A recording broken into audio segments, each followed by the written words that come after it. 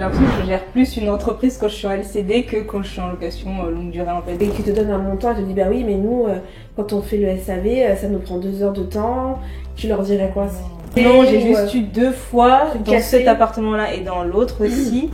Je sais pas, il y avait du sang sur les draps. Faut pas avoir peur aussi de se lancer. J'ai fait des erreurs, mais ça m'a pas empêché de finalement y arriver et que ça fonctionne. Franchement, il faut vraiment de la résilience par contre. Franchement, au bout d'un moment, quand tu vois les propriétaires et te disent non, à chaque fois tu te dis mais...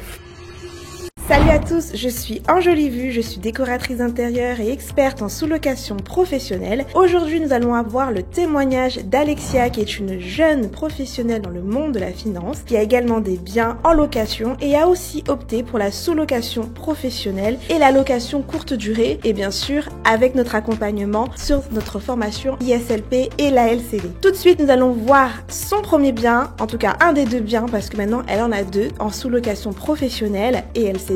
Et en plus de ça, elle va nous parler de toutes ses craintes, toutes ses appréhensions dans ce monde, dans ce business qui n'est qu'autre qu'encore une fois la sous-location professionnelle et la location courte durée. Je crois que je l'ai dit plusieurs fois mais c'est pour que tu captes. Alors c'est parti, on y va.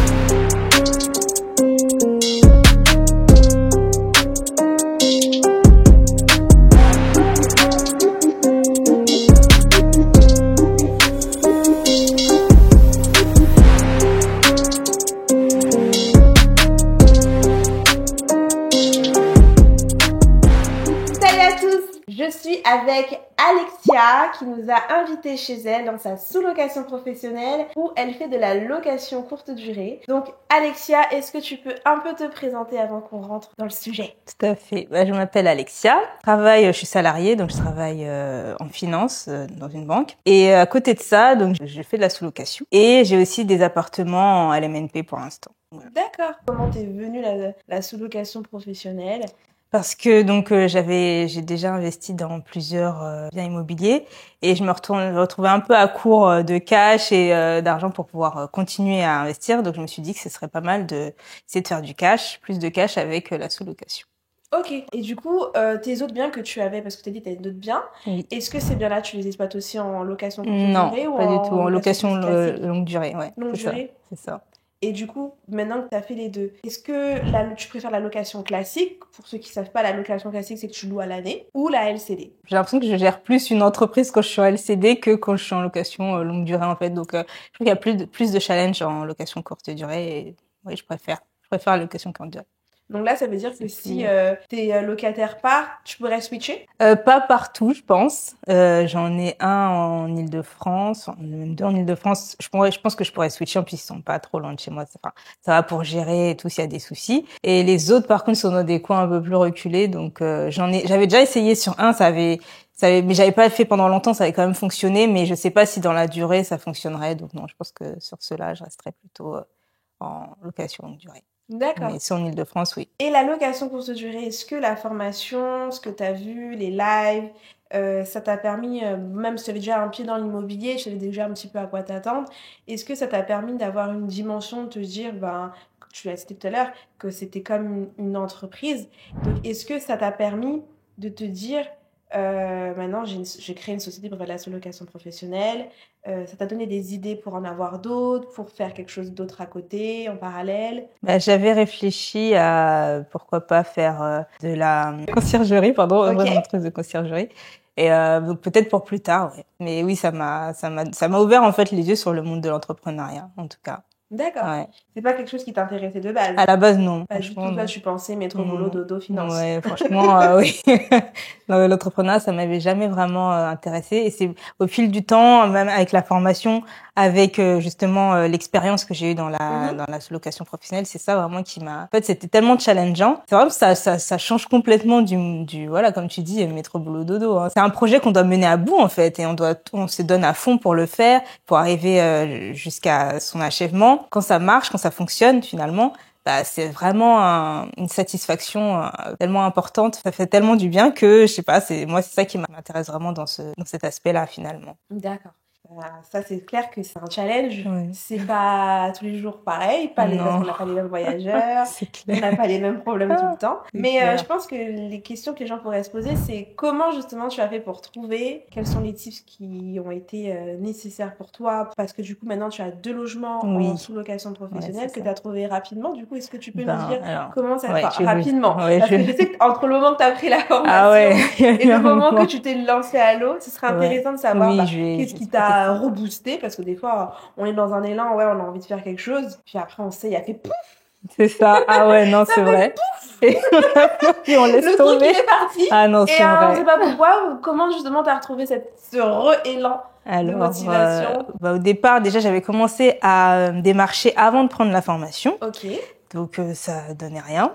Donc après, j'ai pris la formation et là, vous disiez qu'il fallait créer son entreprise, c'est sa société. C'était mieux, c'est mieux de commencer par ça. Moi, j'avais pas créé.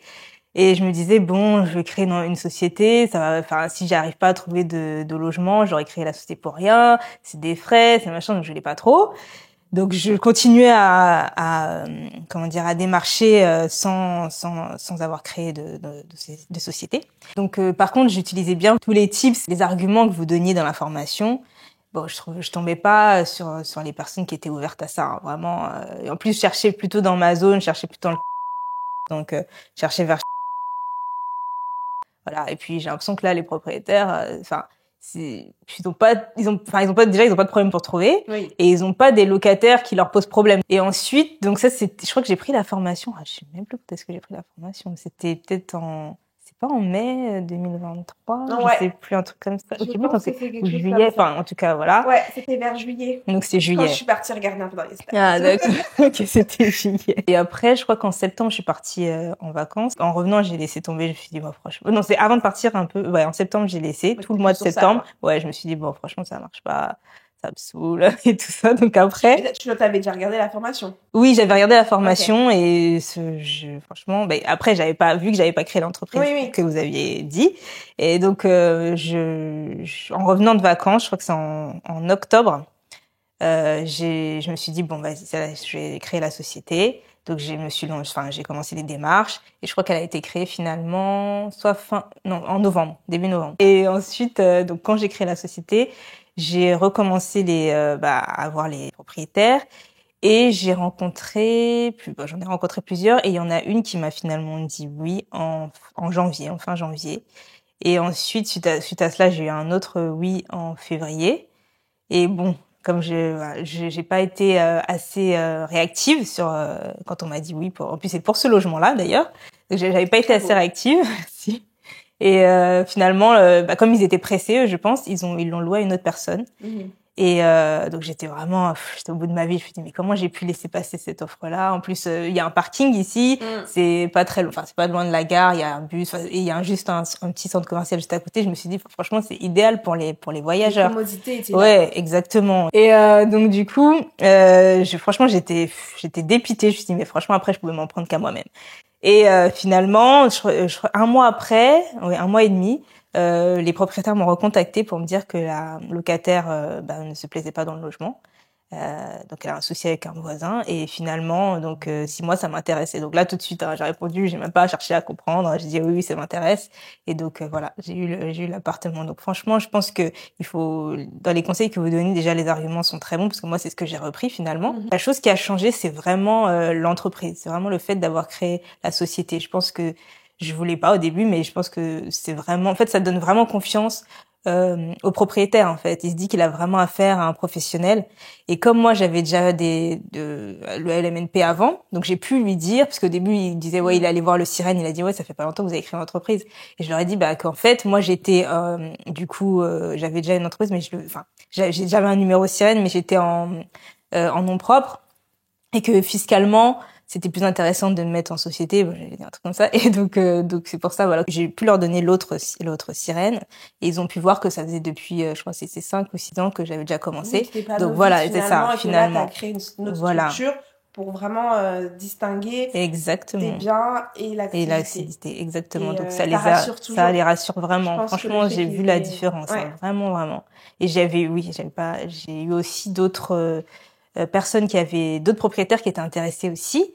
Et finalement, j'ai pas pris les biens parce que je trouvais qu'ils étaient peut-être un peu trop loin de Paris. Enfin, j'avais fait un peu l'étude aussi sur AirDNA. Et bon, je me suis dit bon, déjà on va commencer avec 2 parce j'avais 2 autres oui. En un mois finalement. Ouais, finalement ça a été franchement ça a été très rapide. Les 2 vraiment, étaient meublés. Les 2 à chaque fois je m'intéressais qu'aux bien meublés moi. Donc après c'était pas forcément très bien meublé parce que celui-là est vraiment bien meublé. Enfin il y a j'ai pas quasiment rien acheté à part la déco.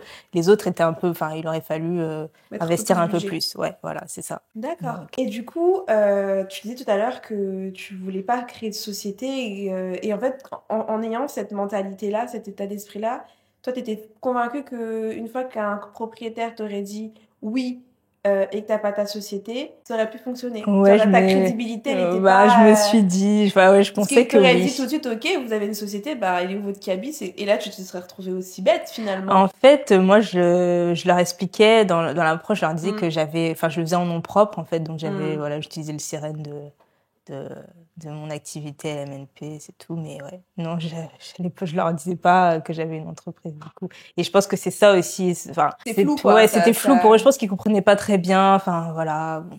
Du coup, ça les intéressait pas, ils voulaient pas se prendre la tête non plus.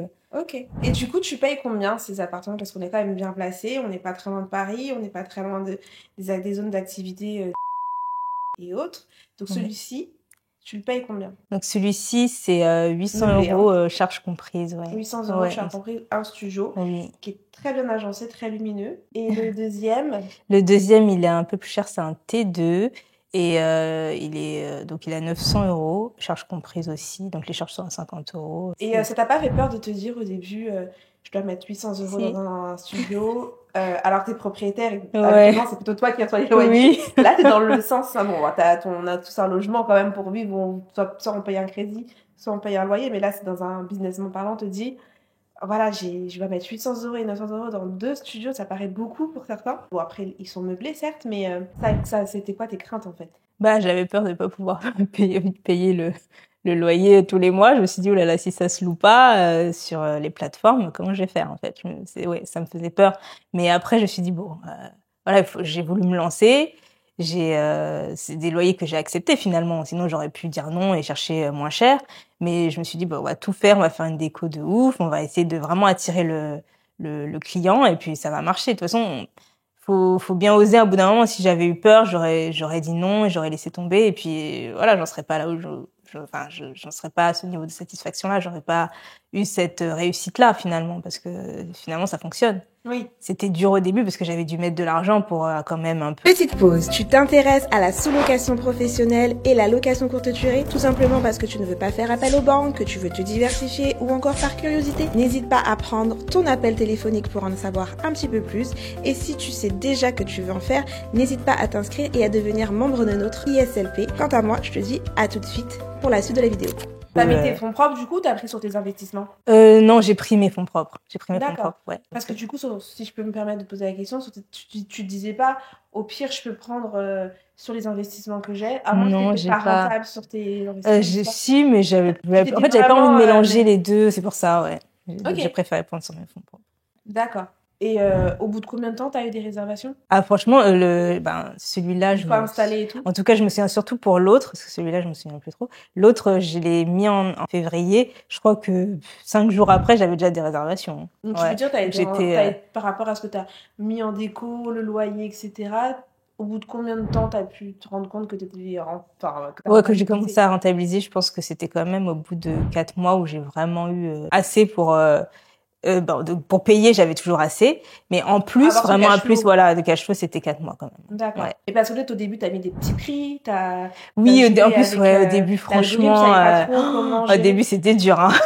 j'ai fait tellement d'erreurs par rapport, à tout ce qui est promotion, en fait. C'était ça. Sur Airbnb, il y avait pas de souci. Mais déjà, j'avais pas beaucoup de réservations sur Airbnb. J'en ai beaucoup plus sur Booking. Hein. Ça, il y a rien à dire. Beaucoup plus. Ça fait plus le pied. Ouais, franchement. J'en ai sur Airbnb, mais c'est pas du tout comparable avec Booking. Hein. Et donc, sur Booking, il y a toutes les histoires de promotion, je sais plus, genre si t'es en week-end, si c'est à la semaine. Donc moi, j'essayais de maximiser le truc. Sauf que vu que je crois que je maîtrisais pas très bien le truc au départ, Des fois, je mettais les promotions des week-ends alors que les gens avaient réservé, enfin des semaines pardon, alors que les gens avaient réservé une nuit quoi. Donc du coup, je me retrouvais ils se retrouvaient à payer moins cher alors que c'était pas justifié. T'as pas pris tes notes de la formation? Non. Pourtant, c'est dans la formation. Oui, c'est dans la formation. Bah oui, parce qu'après. Et dans les lives exactement. Quand je suis allée ensuite, je me suis dit, ouais, je vais pas continuer comme ça, je suis retournée dans la formation. Et là, oui, tout était expliqué. Donc là, ouais, maintenant, c'est bon, il y a plus d'erreur, quoi. Mais on oui, essaie c'est de mettre en plus à jour, ouais. Non, mais c'est pour ça, vraiment, il faut pas faire comme moi. Il faut vraiment bien suivre la formation. Tout est expliqué, en fait. Et c'est pour éviter ce genre d'erreur-là. Mais surtout que les bookings, les plateformes, c'est pas figé. Ça évolue. Surtout sur Booking, n'est-ce pas? Il y a toujours des subtilités à voir sur les promotions, sur les cautions. Les cautions aussi, c'est vrai. Les cautions, il y a pas mal de choses, de points sur ça aussi que je mets dans le groupe privé aussi ou que je réajuste sur la formation. Et l'important, là, je te le dis parce que s'il y a un couac ou un machin, faut vraiment pas hésiter à en parler dans le groupe privé. Parce que y a quelqu'un qui va te donner la solution, nous, quelqu'un d'autre qui est passé par là. Et de sentir moins, tu vois. J'ai vu ça, je voyais ça, je fais, c'est pas possible, qu'est-ce que j'ai fait encore? Ah oui, il y avait un truc aussi que j'avais fait.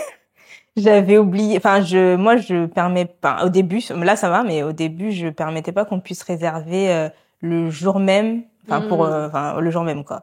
Et je crois que j'avais oublié de modifier ça sur toute une période. Et un jour, j'étais au centre commercial, c'était un dimanche, en plus, j'étais au centre commercial. Et là, je vois une réservation, je me suis dit, c'est pas possible. Surtout que le logement, en plus, c'était pour ce logement-là que j'avais pas encore terminé. Il manquait en tout cas, je sais plus ce qui manquait exactement, mais en tout cas, c'était pas encore en location. Je crois que je devais monter quelques meubles, ou je sais plus. Voilà. C'était pas encore loué. Enfin, c'était pas encore disponible, donc je sais pas ce que j'ai fait encore dans ce truc-là. Et finalement, heureusement, l'autre logement était disponible, donc la personne est allée sur l'autre logement. Ouais, et c'était déjà, il était propre et tout. Enfin, le ménage avait été fait.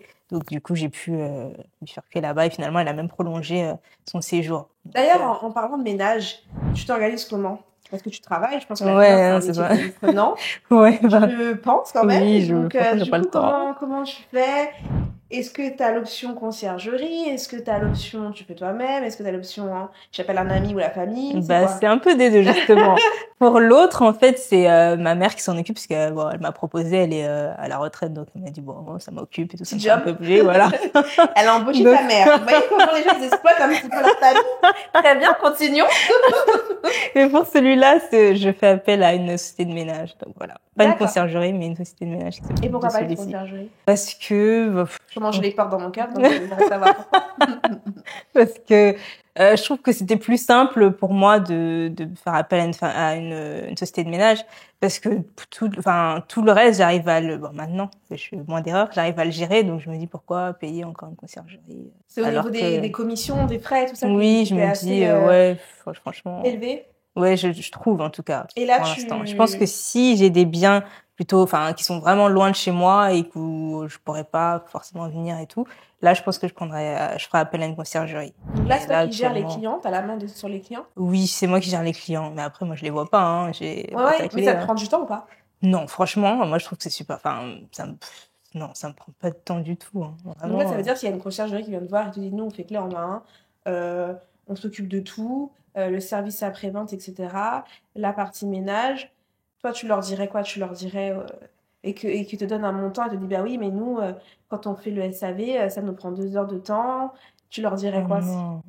Moi, je pense que le SAV, ça me prend pas 2 heures de temps, en tout cas à moi, donc je sais pas comment ils font. Parce que là, ils vont dire, mais s'il y a les clients, ils savent pas où sont. Mais moi, ils me posent, franchement, comment la machine à laver fonctionne, la télé. On a mis une demi-heure pour faire ça. Je pense que c'est des mensonges. Enfin, en tout cas, moi, je sais pas si j'ai de la chance avec les clients et tout, mais j'ai pas eu. Jamais de procès, juste comme ça. En fait, je leur explique tout sur Booking. J'ai déjà un truc déjà pré-écrit. Hein, je leur envoie tout. Voilà, je leur envoie toujours la même chose et ils se débrouillent très bien. Et pourtant, le parking ici, il est un peu compliqué à y accéder. Et même, il y a une histoire il faut bien fermer la porte. Sinon, si tu fermes pas bien la porte, le parking s'ouvre pas. Je n'ai jamais eu de souci. Hein. Donc. Voilà, et pourtant je les vois pas, je leur explique pas de visu, je leur explique pas au téléphone, ils lisent juste et puis voilà, souvent c'est vrai que les voyageurs on se plaint qu'ils lisent pas Et même moi, des fois, je le fais pas quand je vais dans des Airbnb. Mais vraiment, j'ai pas eu de souci avec. C'est vraiment très rare. Hein. Je peux vraiment compter le nombre de fois où on m'a appelé. Et le problème, c'est très vite réglé. Hein. C'est non. Ça te prend, toi, si ça tu me prend devais pas du tout. quantifier le temps que ça te prend Oh là là. par mois, mensuellement, Par ce mois, serait quoi? franchement, je sais même pas si 1h30, c'est même pas trop, quoi. Ça me prend vraiment. Pour les deux logements. Ah ouais, pour les 2 logements, ça me prend pas du tout de temps. C'est pour ça, sinon je pense que j'aurais envoyer un délégué. SMS à quelqu'un. Mais oui, c'est tout, franchement, ça prend pas une seconde. Ça, c'est très rapide, en fait. Surtout que c'est déjà écrit, en fait. C'est pas moi qui retape à chaque fois, tu vois. Donc, il y a les photos. Enfin, oui, parce qu'il y a les photos pour bien expliquer où est la boîte à clés, quelle clé ouvre chaque porte. Ouais, non, franchement, ça se passe très bien.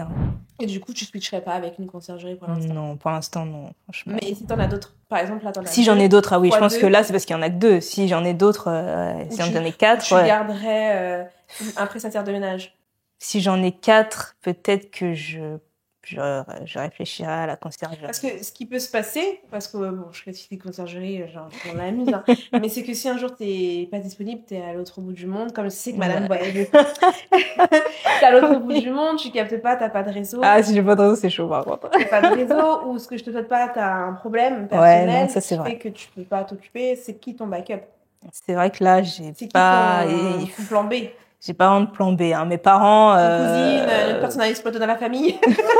J'ai beaucoup exploité mes parents.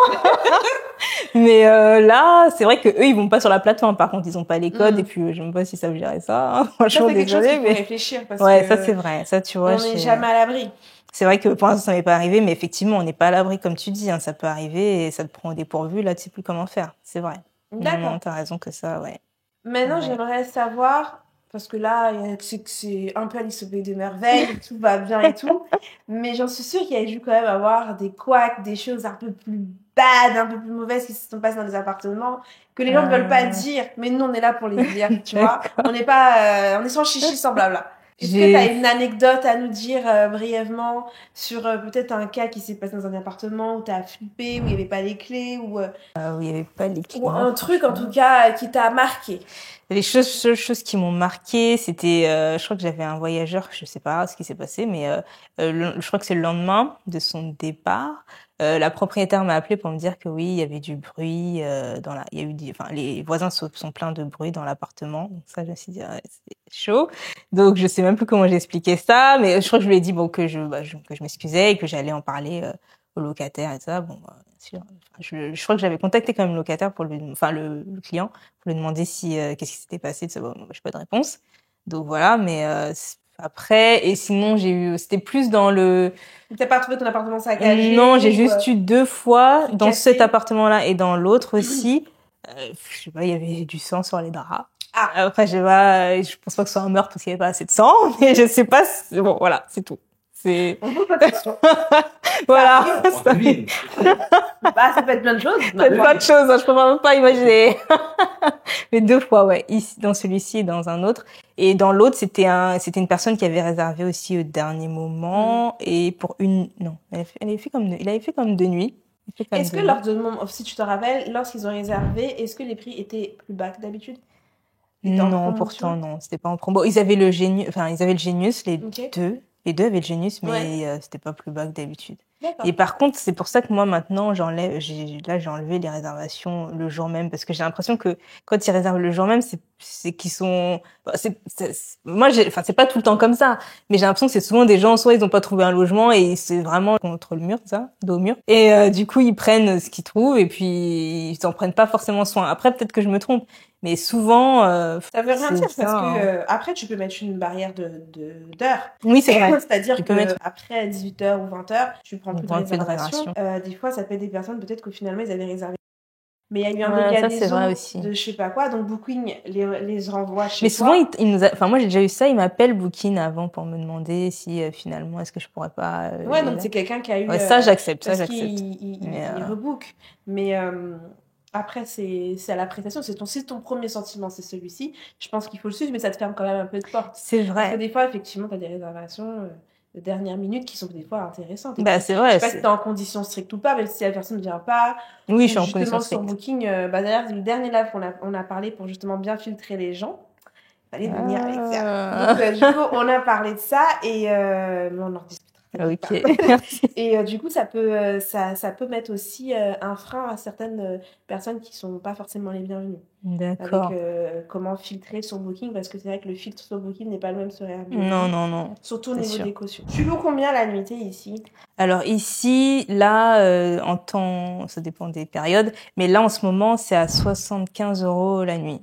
Ok. Et Mais enfin après, toujours le même prix? c'est pas le même prix, hein, enfin en fonction du jour, tu vois, je vais dire que c'est entre 70 et 79. Donc là, par exemple, je sais pas, peut-être aujourd'hui 73, 75, voilà, c'est entre les. Sur le mois d'octobre, j'ai fait ça. Sur le mois de septembre, on était plutôt autour de 80, entre 85 et 89 la nuit. D'accord. Et tu dirais, c'est quoi? Ça a été quel mois ton meilleur mois? Le meilleur mois, je pense que c'est entre septembre ou mai. C'est un des deux, mais ouais. Comme nous. Ah, vous aussi, c'est vrai? On a eu.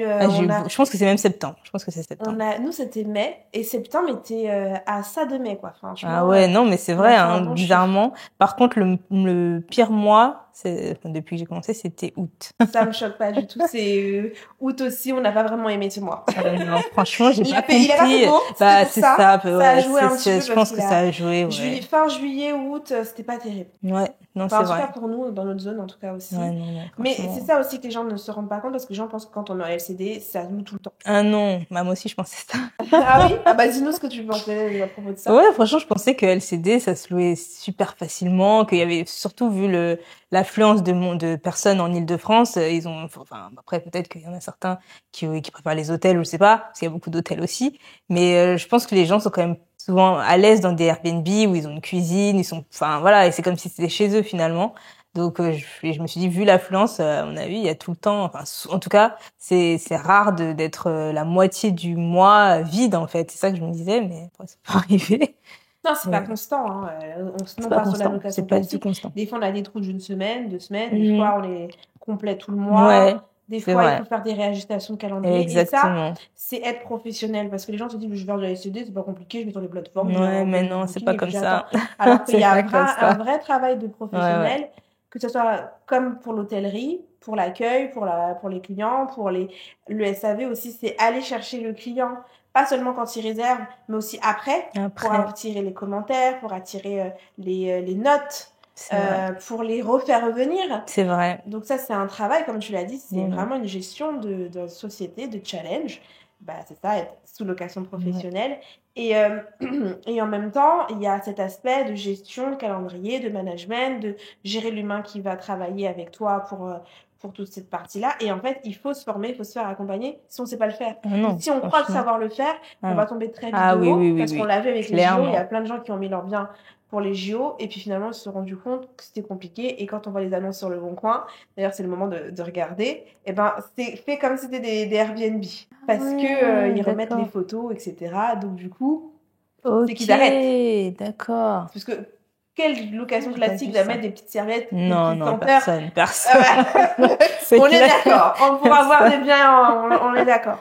Donc, du coup, tu n'arrêterais pas la société, là? Ah non, pas du tout. Si on devait conclure.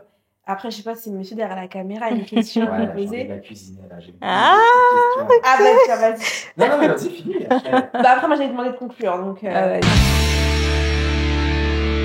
Moi, il y a une question que j'ai envie de te poser, c'est quoi la suite? C'est quoi ton objectif? T'as bien raison de me poser cette question. Parce que moi, en tout cas, aussi, en tout cas, c'est sûr que je vais pas m'arrêter à 2. Donc là, il faut vraiment que je me fixe un objectif de ce que je veux atteindre pour pouvoir voir quelles actions je mets en place, en fait, pour pouvoir l'atteindre. Parce que là, c'est vrai que je suis là, il y a du chiffre, il y a de l'argent qui rentre, mais qu'est-ce que j'en fais? Et où est-ce que je vais, à quel niveau je vais atteindre, en fait? Et ça, c'est important. Et ça, c'est vrai que j'ai du mal à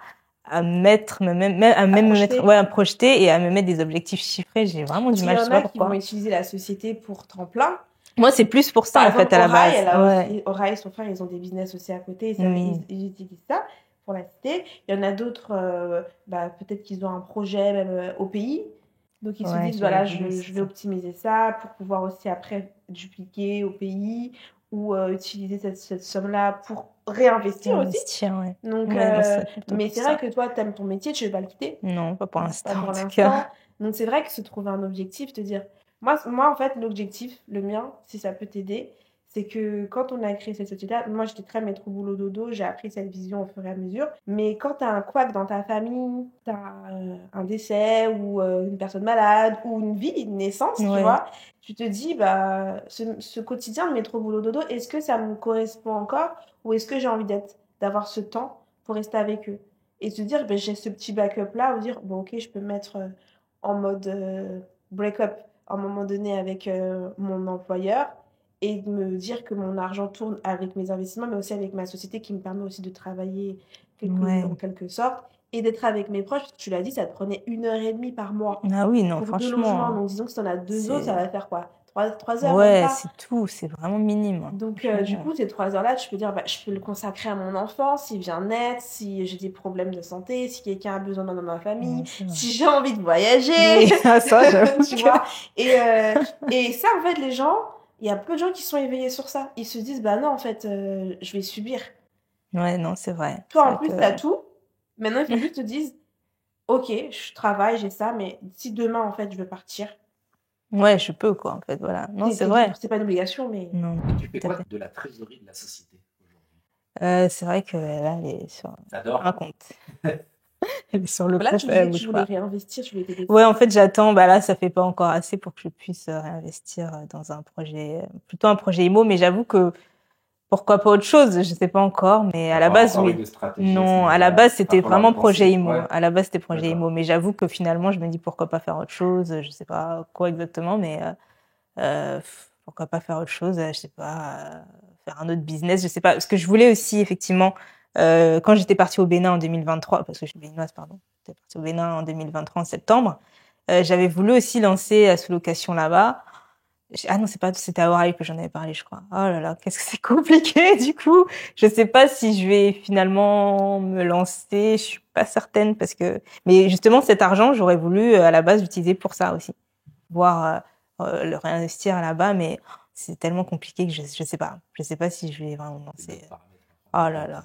Ça, je pense qu'il faudrait faire un laps. Oui, il y a des avantages aussi. C'est ça aussi, c'est ça. Et tu vois, vu que voilà. Et comme moi, je travaille aussi, pour l'instant, donc je peux pas partir tant de temps là-bas.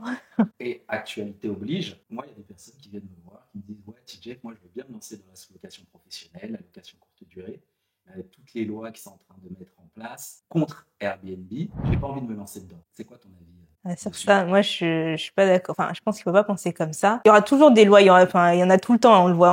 Hein, il y a tous les ans, ils nous sortent des lois et tout. Mais après, il faut essayer soit essayer de les contourner. Il y a toujours des solutions. En fait, on peut pas se dire oui parce qu'il y a des lois, bah je vais rien faire. Je le fais pas. Bah, en fait, tu vas jamais rien faire parce qu'il y a toujours des lois contre tout en fait. Enfin pas contre, mais il y a toujours des lois. C'est vrai. Pour te dissuader. Pour te dissuader, c'est ça. Si tu as cet état d'esprit-là, cette mentalité, tu vas jamais rien faire. Franchement, tu vas jamais rien faire. Et je trouve que c'est limite une excuse pour ne pas se lancer. Parce que vraiment, non, moi je pense pas ils peuvent pas non plus stopper. Enfin, ils peuvent pas tout faire pour qu'on puisse plus faire du Airbnb. C'est pas possible. Donc tu pourras toujours t'en sortir. Il y a toujours des moyens de contournement. Ce sera peut-être plus difficile, je sais pas, mais en tout cas, ce sera toujours possible. Et il faut pas se mettre un frein pour ce genre de choses. Pour moi, non. Ça a jamais été un frein pour moi, pour rien. Non. Les lois sont toujours là. LMNP, et voilà, ce qui est sorti il y a pas longtemps. Ben moi, ça m'empêche pas de continuer. Je sais que je vais trouver d'autres solutions, même si c'est pas un LMNP, ce sera peut-être un LMP. Enfin, voilà, il faut réfléchir à d'autres, des moyens de contournement. Voilà. Mais c'est pas un frein pour moi, ça. Et dernière petite question encore. Tu répondrais quoi aux gens qui peuvent dire, votre business, là, c'est super, vous faites de la location courte durée, des studios, des T2, etc. Mais du coup, vous enlevez des logements pour les personnes qui veulent y vivre sur l'année ou des familles ou peu importe. Tu répondrais quoi à ces personnes? Franchement, je suis pas d'accord avec eux. C'est vrai qu'en Île-de-France, il y a quand même pénurie de logements. Mais je pense que si le propriétaire accepte de laisser son logement pour de la sous-location, c'est peut-être aussi une sécurité pour lui. Comme moi, voilà, par exemple, celle de l'autre logement que j'ai. C'est une personne qui a eu un souci avec un locataire, qui s'est réglé il y a même pas longtemps. En fait, il payait plus, il a détruit son logement et elle m'a dit, moi, je veux plus, franchement, elle m'a même dit si je avais connu ce système-là de sous-location avant, ben moi j'aurais loué tous mes biens en sous-location parce que c'est une sécurité pour eux aussi. Ils sont sûrs d'avoir le loyer. Il y a pas de trêve et voilà, c'est ça. Il y a pas d'histoire de trêve hivernale. Et voilà, parce que actuellement il y a beaucoup de personnes qui même ne veulent pas se lancer aussi dans la location même longue durée à cause de ça, parce qu'ils ont dit les locataires ils payent pas, après on peut pas les faire sortir, tout ça. Bah voilà, en fait il y a ça aussi qui fait que on dit ok, il y a pas, on prend les logements des gens qui veulent se loger, mais en fait c'est aussi la conjoncture la conjoncture et puis toute la réglementation qui fait aussi que... Mon avis là-dessus, si je peux le donner, c'est que je pense que ça n'a jamais été bougé. Je pense qu'il y a eu un moment où quand ils ont créé ces lois, c'était il y a X années. Voilà, c'est ça, ça fait longtemps. Maintenant, faut évoluer. Les gens, c'est plus compliqué, les propriétaires sont pas riches. C'est ça. Ils sont pas riches, c'était un petit pécule qu'ils veulent se faire. Et malheureusement, l'État s'en fiche. Ils s'en fichent complètement, c'est clair. Donc moi, je comprends en tout cas les propriétaires qui préfèrent louer pour de la sous-location professionnelle. C'est ça, franchement, c'est dur, mais c'est vrai. Moi, je peux les comprendre. Et puis, moi, je sais pas, je comprends pas vraiment ce discours de dire, oui, il n'y a pas assez de logements, donc pourquoi vous de logements? Moi, je pense qu'il y a suffisamment de logements. Moi, je pense aussi que moi, je ne vais pas... On peut lancer le débat, mais s'il y a le débat, c'est qu'il y a forcément un constat aussi, c'est qu'il y a aussi des profils de propriétaires, vous l'avez dit, qui laissent leur logement il y a de tout, nu, enfin, il n'y a personne dedans. Alors qu'ils pourraient loger des gens. C'est ça. Et puis, je pense qu'il y a aussi beaucoup de logements un peu vétustes et tout, que des gens pourraient acheter et refaire et tout, et louer derrière. Mais après, vu qu'on leur met tellement aussi de bâtons dans les roues, ils vont pas le faire. Les méchants propriétaires investisseurs. C'est ça. Et alors, donc, on a besoin de nous. On a besoin de nous. Parce que s'il y a que l'État qui fait ces histoires de Pinel, là, pour faire, louer pour essayer de faire des nouveaux logements, frais des propriétaires, là, franchement, s'il y a que ça et s'il y a les logements sociaux, mais ça suffit pas en fait. S'il y avait pas des propriétaires bailleurs individuels là qui louaient aussi leurs biens, là ce serait encore plus compliqué, hein. Donc je sais pas pourquoi c'est toujours en train de mettre des bâtons dans les roues dans les gens qui finalement proposent quand même des logements décents à un public. Donc je sais pas, franchement, moi je pense que c'est plutôt ça le problème, c'est pas les gens qui font de la LCD, hein. et les gens autour de toi, tu leur dis un petit peu ce que tu fais ou pas? Oui, mes amis proches. Et d'ailleurs, j'en ai plein mes parents. Et j'en ai plein qui sont intéressés, hein. Il y en a qui me disent, ah non, mais ça, c'est illégal, hein. On n'a pas le droit de faire de la sous-location et tout. Ouais. ISLP et LCD, tu nous les renvoies. Voilà. Il n'y a pas de problème. Et c'est vrai que même au départ, quand j'entendais parler de sous-location professionnelle, je me disais, mais c'est bizarre, moi j'entends tout le temps, c'est interdit. Il y avait même une personne que je suis qui disait non, même si c'est professionnel, c'est interdit. Et non, quand je me suis après renseignée vraiment sur Internet, bah oui, c'est ça en fait. Les gens ils disent beaucoup de choses, mais il faut vraiment aller à la source, vraiment se renseigner soi-même parce que et surtout avoir les bons contacts. Et avoir les bons contacts aussi, c'est vrai. Moi, je suis pas juriste, je suis pas avocate, je suis pas expert comptable, et c'est vrai que nous on met ces gens-là pour on met on met tout notre réseau pour que justement les gens qui nous suivent dans cette aventure, qui sont membres, puissent avoir accès à la connaissance de ces professionnels-là où ce sont leurs métiers. C'est ça. Pas faire n'importe quoi. Et justement, s'ils travaillent avec eux, l'avocat est régi une lettre. Voilà. C'est écrit là. Ouais, c'est vrai, franchement. Je sais pas combien. Et expert comptable qui te montre une vraie société, pas les trucs sur Internet où finalement ça te revient plus cher. Ouais, non, c'est vrai aussi. Et moi, ce qui m'a aussi mis en confiance, c'est vrai, dans votre formation, c'est l'avocat, l'expert comptable aussi. L'avocat, parce que justement, je lui posais quand même pas mal de questions, lui. Et à chaque fois, il me donnait vraiment la réponse, basée sur un texte de loi. Et voilà, je me suis dit, au moins, j'aurais pas de souci à ce niveau-là, je sais où est l'information et voilà. Ouais, c'est ça, exactement. Et ça, c'est important quand tu fais un business, hein. Faut être tranquille, faut pas avoir la peur au ventre tous les jours, là, c'est pas possible. Non, moi j'aime pas, franchement. Mon truc. Est-ce que tu peux nous faire une petite conclusion sur tout ce que t'apportes à la sous-location professionnelle? Donc, si t'as un mot à dire. En tout cas, pour conclure, moi je trouve que vraiment c'est une aventure à tenter, vraiment. Il faut vraiment pas avoir peur. Moi, l'entrepreneuriat, c'était vraiment un truc, ça me faisait vraiment peur parce que pour moi, c'était vraiment créer une entreprise, avoir des salariés. Pour moi, c'était trop de pression. Alors que finalement, en faisant de la sous-location professionnelle, j'ai une entreprise, j'ai des partenaires. Finalement, c'est pas mes salariés, c'est des gens avec qui je travaille. Et voilà, c'est vraiment une aventure entrepreneuriale. Et comme je l'ai dit au départ, c'est vraiment challengeant. En fait, tu gères vraiment un projet du début à la fin. Tu vois les résultats. Et tu peux être fier du travail accompli, en fait. Et il faut pas avoir peur des lois ou je sais pas, des différentes réglementations qui changent tout le temps. Il faut pas avoir peur aussi de se lancer, parce que même si, parce que moi j'ai fait des erreurs, mais ça m'a pas empêché de finalement y arriver et que ça fonctionne. Il faut vraiment se battre. Franchement, il faut vraiment de la résilience. Par contre, vraiment de la résilience, parce que franchement, au bout d'un moment, quand tu vas voir les propriétaires, ils te disent non. À chaque fois, tu te dis, mais est-ce que je vais pas laisser tomber? Après, tu te remets aussi en question, parce que je me suis dit, peut-être c'est le discours qui va pas, il y a quelque chose qui va pas. Finalement, moi, j'ai trouvé, grâce à vous, quel était le souci. Même si au début, je voulais pas. Finalement, je voulais pas l'entendre, parce que c'est ça, parce que dès le début, c'était clair, vous le disiez à tous les lives, vous le disiez. Il faut aussi se remettre en question. C'est beaucoup d'introspection aussi, et ça, je trouve que ça permet aussi d'apprendre peut-être à mieux se connaître aussi, enfin à voir quelles sont peut-être les limites qu'on pensait avoir, et finalement les dégommer complètement. Je trouve que c'est une belle aventure en fait. Moi, je pense qu'il faut vraiment pas, il faut pas se limiter, parce qu'on est vraiment capable de beaucoup de choses en fait. Souvent on se dit bon, je peux pas faire ça, mais si t'essayes pas, tu pourras jamais savoir si tu peux le faire ou pas. Il faut vraiment se lancer. Il faut se lancer, et il faut pas lâcher l'affaire. Vraiment. Pour moi, c'est ça. C'est vraiment ça, la sous-location, c'est essayer de se lancer et ne pas laisser tomber. Vraiment. Faut pas laisser tomber. Même si c'est dur, parce que voilà, il y a des gens qui trouvent direct, hein. Et il y en a d'autres, c'est plus compliqué, mais au final, si on lâche pas, on y arrive. Quand on sait ce qu'on veut, ça fonctionne. Si on résume en plus, c'est que tu as pris la formation en 2023, ouais. Et t'es lancé finalement mars 2024. Ouais. Vraiment. En février 2024. J'ai eu un oui en janvier, et j'ai eu l'appartement en février. T'as pris en mai 2023. T'es vraiment concentré début d'année, et entre février et mars, c'est ça. T'as eu de bien. Et vraiment là, si tu te concentrais, comme tu t'es concentré au départ de début d'année, ça aura peut-être déjà 4 ou 5. Non, c'est vrai. Franchement, c'est vrai. Et en le faisant toute seule, et en trouvant une organisation qui te correspond. Exactement. Et en plus, après, il y a d'autres opportunités qui se font aussi, parce que la propriétaire de l'autre appartement, elle travaille avec elle est en contact avec un agent immobilier qui m'a dit à qui j'ai expliqué mon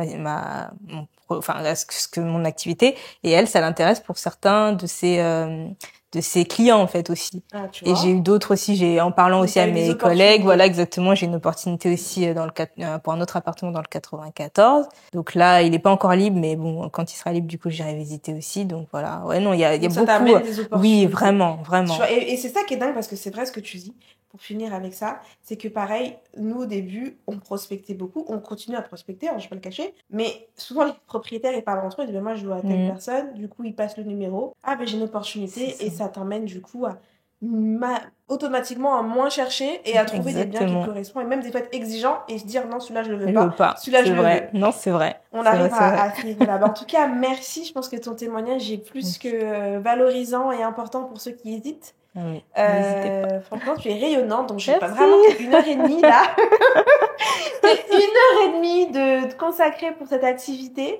C'est sûr, c'est un petit coût au début, on va pas se mentir. Oui. Ouais. Mais minime par rapport à de l'achat, et accessible pour beaucoup de gens. Pour beaucoup, énormément de personnes, surtout ceux qui ne veulent pas faire de prêt, pas emprunter à la banque, pour moi, c'est la etc. solution, vraiment. Donc du coup, et en plus, il y a la sécurité de se dire, c'est très rare dans un business, que lorsqu'on met une caution pour un appartement et que l'activité s'arrête, on récupère la caution. Oui, c'est vrai. On récupère la caution, et comme le bien est tout le temps entretenu, c'est rare qu'il y ait des gros bêtes. Non, franchement. Donc, du coup, on repart avec l'argent, quoi qu'il arrive, si ça ne fonctionne pas. C'est vrai. Et voilà. Donc, merci beaucoup, en tout cas, Alexia, pour ce petit temps, pour ton témoignage. Et on se voit pour la suite bientôt. Bye bye.